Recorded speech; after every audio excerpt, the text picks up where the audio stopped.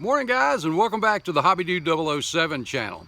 Well, it's time for another installment of Now That's Cool. Today we're going to be taking a look at a model that was built in 2017 by my good friend Bryan Guggemos over at BG's Model Workshop. And man, it is really cool.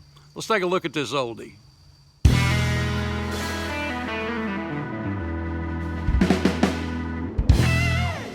Bring your model to life with MCV products. Visit them on the World Wide Web at mcvproducts.net. Hey guys, first up, if you're not familiar with Bryan over at BG's Model Workshop, head over, check out the channel. You're going to love it. He is a prolific builder. He's got an awesome sense of humor, some great stuff over there, some awesome how-tos, just a really great channel. So head over and check him out. Well, last week, Bryan posted a photograph, several photographs actually, of a build that he did in 2017. So it's a 7-year-old build, but one of his favorites, and I have to admit, it was cool. When this kit first came out, it's the 49 Mercury Wagon by Revell in 1/25th scale. When this thing first came out, I remember seeing it and going, that's kind of cool, woody. And just kind of, y'all know my genre, and that's not it. But after seeing this up close, I was like, wow. And the colors started popping around in my head for that era too, as a good old beach, kind of a surf woody, kind of like what he ended up doing with it. And Bryan loved the box art, so he decided he would replicate that, and he did an outstanding job. As you see here, he used, and by the way, this was done back when the Testors paints were a whole lot more prominent, the Model Masters and all that stuff too. Well, this is this is Testors Sand, is the base color to replicate the box, and I think he nailed it. And I love that visor too, by the way, up over the windshield. And the wood grain, all of that stuff, and that is not decal, guys. That is paint.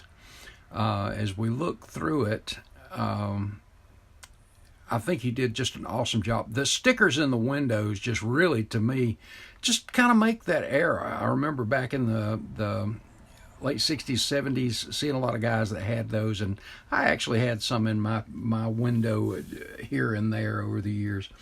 But I think Bryan did an outstanding job with this. What you can't see really in the pictures is the interior, but it is painted with kind of a maroon color, and with the door cards are kind of a gray, and really complement each other beautifully.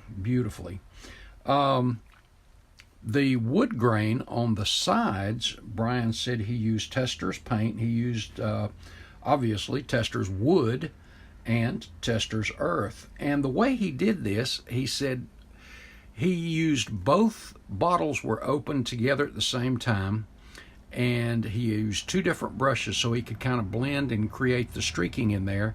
And I've got to get one of these kits because I just love this thing.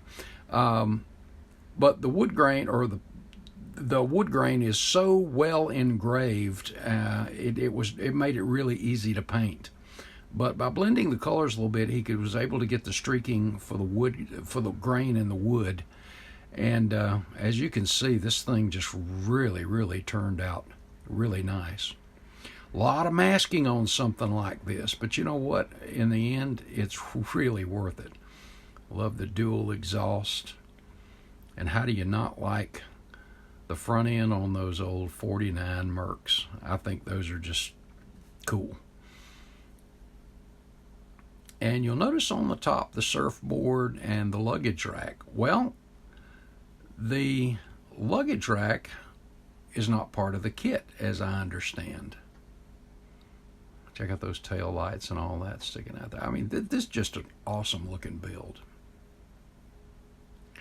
And before we get to that roof rack, let's get over here to the engine a little bit. Take a couple of close looks here. The engine was painted in Pontiac engine blue, and Bryan said that was for the contrast against the color, and I think he did. That's just spot on. It just really stands out there. But check that out. And the light weathering And as you see here on the chassis, he says just Testors Flat Black. And he did a dry brush to give it a little bit of a weathered, worn look. And he did that spot on. And getting over to that roof rack, it's just simply made of styrene, rounded the edges, which I think that was spot on there too.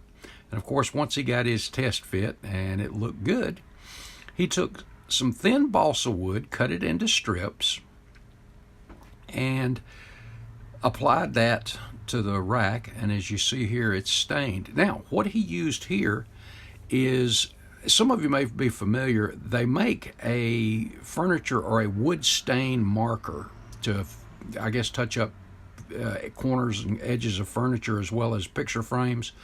And that's what he used on this, which is just great. I've done that before myself. And you know how when you apply stain, oftentimes you'll get it on there and then you'll wipe the excess off. And these wood stain markers come in different colors too. And then moving to the surfboard, one of the challenges, he said, was to get the contours and the rounded edges and all of that stuff just right. So this is also a piece of real balsa wood, and it is, I'm pretty sure it's balsa wood, stained and wiped down as well. And you know, back in the day, those surfboards were, my daughter's surfboards were fiberglass and kind of like a plastic coat thing. But back in the day, these things were actually wood. And is that not kind of cool?